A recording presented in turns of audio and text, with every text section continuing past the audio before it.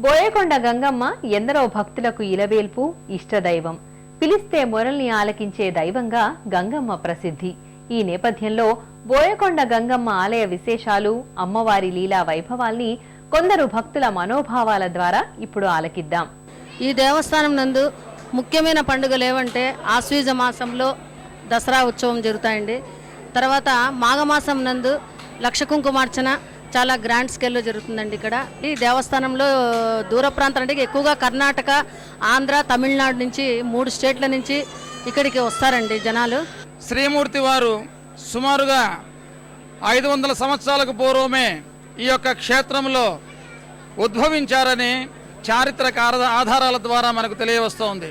అన్యదా శరణం నాస్తి త్వమేవ శరణం మమ తస్మాత్ కారుణ్య భావేన రక్షరక్షో జనని అనేటువంటి అమ్మవారిని సంపూర్ణమైనటువంటి విశ్వాసంతో ఎవరు లేరమ్మా, మీరే శరణం అని భక్తులు ఈ విధంగా బోయకొండ క్షేత్రానికి రావడం జరుగుతోంది.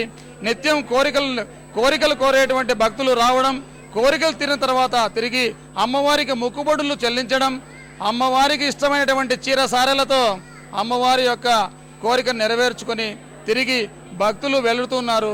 ఈ విధంగా నిత్యం కోరికలు తీర్చేటువంటి కల్పవల్లిగా అమ్మవారు బోయకొండ క్షేత్రంలో విరాజిల్లుతోందని చెప్పబడం జరుగుతోంది. దసరా నవరాత్రుల సందర్భంలో ఈ క్షేత్రానికి విశేషంగా భక్తులు తరలివస్తారు.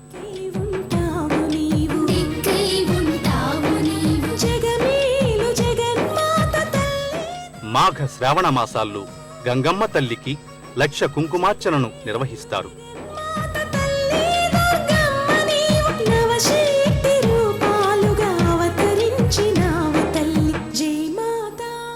గంగమ్మ దేవికి దిగువన ఉన్న శ్రీచక్రానికి భక్తులు నిత్య కుంకుమార్చనను నిర్వహించుకుంటారు.